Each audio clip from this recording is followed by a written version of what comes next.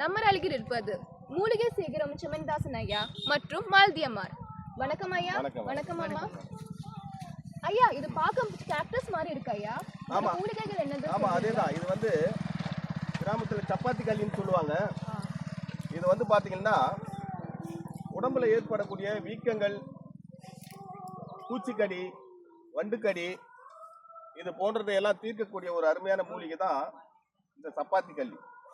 சில ஊரில் பாதாள மூலின்னு சொல்லுவாங்க, அந்த பேரை இதுக்கு உண்டு. இது வந்து சாப்பிடக்கூடிய மூலிகை தான். நம்ம பார்க்கறதுக்கு ஒரு முள்ளு தெரியும், ரொம்ப அகோரமாக இருக்கும். இது என்ன இந்த மாதிரி இருக்கு, இதை போய் சாப்பிடுவாங்க. இது எப்படி சாப்பிடுறது? பார்க்கறதுக்கே முள்ளு தொடவே முடியாது, முள்ளு மாதிரி இருக்கு. ஆமா, முள்ளு பயங்கரமா முள்ளு தான். எப்படி ஐயா சாப்பிடுறது இதை? இப்போ சாப்பிட்டு காட்டுறேன் கொஞ்ச நேரத்தில். சரிங்க ஐயா. இதை வந்து பார்த்தீங்கன்னா சீதபேதி போகுதுல்ல, அந்த லூஸ் மோஷன் மாதிரி சீதபேதி. ஆமா ஐயா. அதை உடனே நிப்பாட்டும். இது சூடும் குளிர்ச்சியும் கலந்த மூலிகை இது. இதை வந்து சாப்பிடும்போது என்ன ஆகும்னு கேட்டா, உடலுக்கு தேவையான எல்லா சத்தும் கொடுக்கும். காடு சார்ந்த இடத்தில் வரக்கூடியது, மிகவும் காட்டுக்குள்ள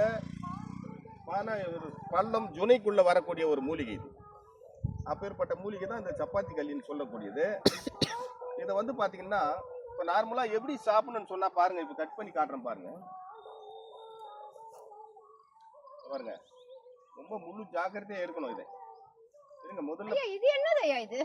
இது மாதிரி சப்பையா இருக்கு. இது என்னங்க இது? இதான் பழம். ஓகே. பழம் வந்து ரெட் கலரா வரும். இது கொஞ்சம் இன்னும் பழுக்கிற தருவாயில வரல. ஓகே. வந்துட்டு இருக்கு. Okay okay okay. என்ன ஒண்ணா இதையும் சாப்பிடலாம். ஓகே. இது ஆரம்ப நிலை. சில பெரிய நோயெல்லாம் சொல்றாங்கல்ல, ஆமா, அதுக்கெல்லாம் இது சாப்பிடலாம். சரிங்க ஐயா. இது ரொம்ப ஜாக்கிரதையா இருக்கணும். எடுக்கும்போது இந்த முள்ளெல்லாம் அப்படி கட் பண்ணி எடுக்கணும். ஓகே ஐயா. இல்ல இது வர பழம் நல்லா ரெட் கலரா வரும். ரெட்டா இருக்குமா ஐயா? சகப்பா இருக்குமா? ஆமா, ரொம்ப ரெட்டா இருக்கும். கோவ பழம் மாதிரி இருக்கும் சொல்றீங்க நீங்க. இது ஒயிட்டா தான் இருக்குது. இன்னும் பழுக்கல. சரி சரி, ஓகே ஐயா. இதை போட்டுறேன். ஏன்னா அந்த பழம் வந்து எல்லாரும் சாப்பிடுவாங்க. சாப்பிட்டா ரத்தத்தை வந்து புதுப்பிக்கக்கூடியது. ரத்தத்தை பியூரிஃபை பண்ணி புதுப்பிச்சு புது ரத்தமாகக்கூடிய ஒரு அருமையான மூலிகை தான் இது. இதை வந்து பார்த்தீங்கன்னா எப்படி சாப்பிடணும்னு கேட்டிங்கன்னா, அதை பாருங்க, ரொம்ப ஜாக்கிரதையாக இருக்கணும். முள்ளு பயங்கரமான முள்ளு. அப்படி பிடிச்சி கையில் ஏறிடும்.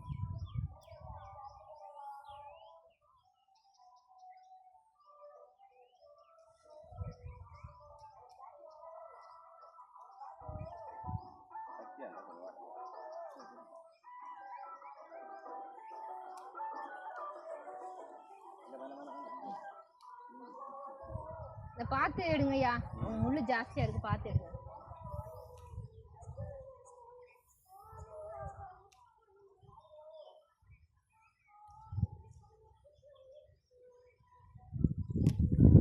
எப்படி எடுத்துட்டீங்க? பார்த்து பார்த்து பார்த்து பாருங்க. இந்த மாதிரி எடுத்துடணும். எடுத்துட்டு ஓகே ஐயா. இந்த முள்ளையும் கத்தி அந்த வரமா இந்த முள்ளெல்லாம் எடுக்கணுமா? ஆமா, இது அப்படி. சரி, ஓகே. இந்த முள்ளெல்லாம் கத்தியனா கொஞ்ச நேரத்துல எடுத்துடலாம் சட்டுன்னு. ஓகே. இதுக்கு மேல ஒரு லேயர், ஒரு தோல் வரும் பாருங்க. ஆமா, தோல் இருக்கு ஐயா மேல. ஆமா, இந்த தோலை இப்படி உரிச்சு எடுத்துடணும். உரிச்சு எடுக்கணும். ஆமா, ஓகே. பரவாயில்ல ஐயா, நீங்க அப்படியே சொல்லுங்க. இல்ல அது காட்டணும். நேயர்களுக்கு காட்டும் போது அவங்களுக்கு ஒரு நம்பிக்கை வரும். அப்பதான் இது சாப்பிடக்கூடிய மூலிகைன்னு அவங்க நினைச்சு இது பண்ணுவாங்க. முள்ளு ஜாஸ்தியா இருக்கு, பார்த்து பண்ணுங்க ஐயா. ஒன்றும் பிரச்சனை இல்லை. கத்தி எனக்கு ஒரு 5 நிமிஷத்துல இது எல்லாத்தையும் கட் பண்ணி இப்படி வட்ட வட்டமா கட் பண்ணி வெளியே எடுத்துடணும். ஓகே. அப்ப இந்த படம் அப்படியே தெரியும். சரி சரி சரி. அது ரெண்டு பக்கமும் முள்ள கட் பண்ணி எடுத்துட்டு இந்த தோலை பூரா எடுத்துட்டீங்கன்னா அது இந்த மாதிரி வந்துரும். உள்ள ஒரு லைட் கிரீனா இருக்கு. லைட் கிரீன் வந்து தெரியும். ஓகே. பாத்தீங்களா? ஆமா, இருக்கு இருக்கு. இது தெரியுது. இப்படி தெரியும் போது இதோ பாருங்க, இது சாப்பிடலாம். இல்ல சாப்பிடலாம். ஏன்னா ஏதோ முள்ளாக்குது, சும்மா வாயில சொல்லிட்டு போயிட்டாங்க. செஞ்சு காட்டுங்க. இந்த பாருங்க, இந்த மாதிரி வச்சு சாப்பிட்றது தான் இது. நல்லா சாப்பிடலாம். இங்க பாருங்க, இந்த மூலிகை வந்து ஐயா வந்து முள்ளா இருக்கு, ஆனா சாப்பிடுறாங்க. ரொம்ப சிறப்பா இருக்கு ஐயா. முள்ளெல்லாம் இப்படி கட் பண்ணி எடுத்துடணும். இன்னொரு தரம் சொல்றேன், நல்லா கேளுங்க. முள்ளெல்லாம் கட் பண்ணி எடுத்துட்டு இந்த பக்கம் எடுத்துடணும். இந்த தோலை எடுத்துடணும். பொடியாக கட் பண்ணி லைட்டாக கொஞ்சம் மிளகுத்தூள் போட்டு சீதபேதி ஆகும் சாப்பிட்டாங்கன்னா உடனே சீதபேதி அரெஸ்ட் ஆகிடும். மற்றபடி அலர்ஜி, கை கால் வீக்காக இருக்கிறவங்க நான் சாப்பிட்ட மாதிரி சாப்பிட்லாம். சாப்பிடக்கூடிய மூலிகை எந்த இது விஷமெல்லாம் ஒன்றும் கிடையாது. உடம்புல இருக்கிற விஷத்தை எடுக்கும். அப்படிப்பட்ட ஒரு சிறந்த மூலிகை தான் இந்த சப்பாத்தி கல்லி என்று சொல்லக்கூடிய மூலிகை. ஐயா இது வேற என்ன கிடைக்கும்? இந்த மருந்து எப்படி தயாரிக்க முடியும்? வேற எதனா வேற எதுனா மருந்தா பண்றதா? ஆமா ஐயா. இதை மருந்தா பண்ணனா இந்த வேரை எடுத்துக்கணும். ஓகே ஐயா. இதை வேரை புடுங்கினீங்கன்னா இதுதான் மேலே வந்து இந்த ஸ்டெம்மு வந்து ஒரு பட்டையாக தெரியுது பார்க்கறதுக்கு. ஆனால் உள்ளே வந்து வேர் வந்து பூ போல வரும், நைஸாக இருக்கும். அந்த வேரெல்லாம் கட் பண்ணி ஒரு 100 கிராம் அளவுக்கு எடுத்துக்கணும். ஓகே ஐயா. ஒரு 10 கிராம் அளவுக்கு மிளகு ரெண்டையும் எடுத்துட்டு இதில் வந்து என்ன செய்யணும்னு கேட்டால் இதை இப்போ எடுத்து பாருங்க. இந்த மாதிரி இந்த உள்ள இருக்கிறது அந்த உள்ள இருக்கிற சதையை எடுத்துக்கணும் கொஞ்சம். சரிங்க ஐயா. எடுத்து போட்டு நல்லா அரைக்கணும். அரைக்கும் போது அப்படியே நைஸாக என்ன ஆகும்னு கேட்டால் ஒரு பேஸ்ட் மாதிரி ஆகும். அதை எடுத்து நல்லா கெட்டி ஆகணும். ஒன்று மாத்திரை மாதிரி உருட்டி வெயிலில் காய வச்சோம்னா காஞ்சிடும். சரிங்க ஐயா. காய வச்சுட்டு தினம் காலையில் அந்த மாத்திரை எந்த சைஸ் இருக்குன்னா ஒரு சின்ன இளந்தக்காய் சைஸ் இருக்கணும். தினம் 2 மாத்திரை சாப்பிட்டு வரும்போது உடம்புல எங்கே ஏற்படுகிற பூச்சிக்கடி, வண்டுக்கடி, பூராங்கடி, சையாங்கடி, அரணக்கடி, ஓனாங்கடி எல்லா கடிக்கும் நல்லா சிறப்பாக வேலை செய்யும். அப்படி வந்து இதை சாப்பிடலாம். அப்படிப்பட்ட ஒரு சிறந்த மூலிகை தான் இந்த சப்பாத்தி கல்லின்னு சொல்லக்கூடிய மூலிகை. உணவை பயன்படுத்தும் போது இதே போல் கட் பண்ணி சீவி எடுத்துட்டு முள்ளெல்லாம் ரொம்ப பத்திரமா அந்த தோல்லாம் உரிச்சு எடுத்துட்டு சாதாரண ஒரு பொரியல் மாதிரி பண்ணலாம். கொஞ்சம் வெங்காயம், சின்ன வெங்காயம், தக்காளி இதெல்லாம் போட்டு இன்னும் நமக்கு தேவையான இஞ்சி பூண்டெல்லாம் போட்டு ஒரு பொரியல் மாதிரி பண்ணி சாப்பிடலாம். உள்ளுக்கு சாப்பிட்டா என்ன பெனிஃபிட் கிடைக்கும் நமக்கு? அதான் உள்ளுக்கு சாப்பிடும்போது இப்போ இந்த சீதபேதி நிப்பாட்டம், அடுத்து வந்து வயிற்றுக்கு நல்லது, அடுத்து வந்து இந்த கை கால் பிடிப்புக்கெல்லாம் நல்லது, வாய்வு எடுக்கும். நம்ம உடம்புல அலர்ஜி, விஷ சம்பந்தப்பட்ட எதுவாக இருந்தாலும் அதை வெளியேற்றக்கூடிய ஒரு ஆற்றல். ஐயா அது பார்க்கறது தான் முள்ளா இருக்கு, ஆனால் வந்து ரொம்ப நல்ல மூலிகை. இந்த பழம் பழுத்துச்சுன்னா சில பேர் வந்து லேகியம் இது செய்யறாங்க ஐயா, லேகியம் செய்யறாங்க, ஜாம் மாதிரி செய்யறாங்க. அத பத்தி கொஞ்சம் சொல்லுங்க ஐயா. ஆமா, மணப்பாக்க செய்யலாம். இப்போ இந்த பழத்தெல்லாம் எடுத்துட்டு நல்ல ரெட் கலர் அழகா வரும் பழம். ஓகே ஐயா. அது சீசன் எப்ப கிடைக்கும் உங்களுக்கு? அது இப்போ அடுத்த மாசம் இந்த சித்திரை வைகாசியில தான் ரொம்ப பழுக்கும்.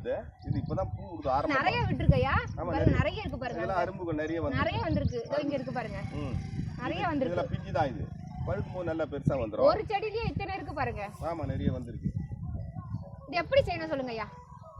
எது கேட்டீங்க? இந்த அந்த மாதிரி பழத்தை வச்சு ஜாம் மாதிரி பண்றாங்க, அது எப்படி பண்ணணும் சொல்லிட்டாங்க. இப்போ எப்படி பண்ணணும்னு கேட்டா இந்த பழத்தை எடுத்து இந்த மாதிரி முள்ளெல்லாம் எடுத்துட்டு தோல்லாம் சீவிட்டு உள்ள பழத்தை எடுத்து நல்லா அப்படியே கரைக்கணும்.